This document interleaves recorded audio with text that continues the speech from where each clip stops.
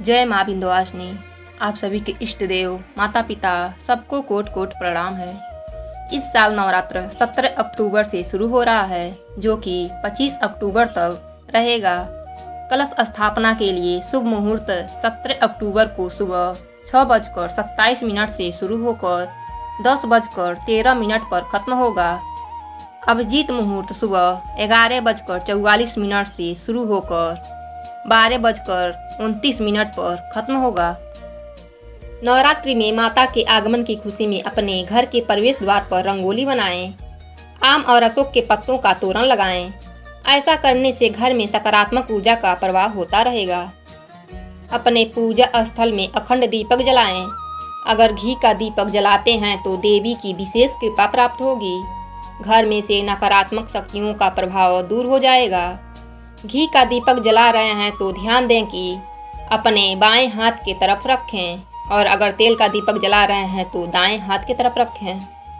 अखंड दीपक जलाने से पहले पीतल के एक थाली में रंगोली बनाकर उसमें अक्षत से सजा दें। उसके ऊपर अखंड दीपक रखें। अगर आप घी का दीपक जला रहे हैं तो कलावा का बाती डालें। तेल का जला रहे हैं तो रुई का बाती डालें। दीपक का पूरा ध्यान दें, बुझने न पाए। हमेशा दीपक का लौ पूर्व दिशा में रखें। इससे धन आने के सभी मार्ग खुल जाते हैं। नवरात्र में हर रोज 16 गुड़हल की फूलों की माला माता को अर्पित किया जाए तो माता का विशेष कृपा प्राप्त होता है। नवरात्र में दुर्गा सप्तशती की संपुट पाठ करना चाहिए, लेकिन अगर आपके पास टाइम कम है तो आप सिर्फ चौथा अध्याय का पाठ सुबह शाम कर सकते हैं।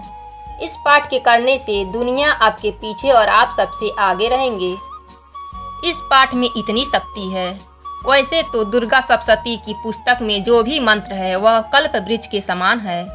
आप कोई भी एक श्लोक को पढ़ेंगे वह कल्प वृक्ष के समान फल देगा, लेकिन चौथा अध्याय से विशेष फल की प्राप्ति होती है, क्योंकि इस पूरे अध्याय में माता की गुणगान की गई है।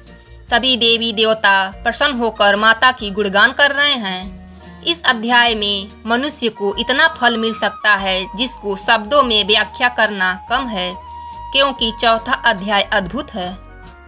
अगर आप घट स्थापना नहीं कर सकते, अखंड ज्योति नहीं जला सकते, 9 दिन का व्रत नहीं कर सकते हैं तो भी चौथा अध्याय का पाठ करके आप माता का विशेष कृपा पा सकते हैं। चौथा अध्याय के पाठ से माता इतनी खुश होती हैं कि आपके मन की सभी इच्छाओं को माता तुरंत पूरा कर देती हैं।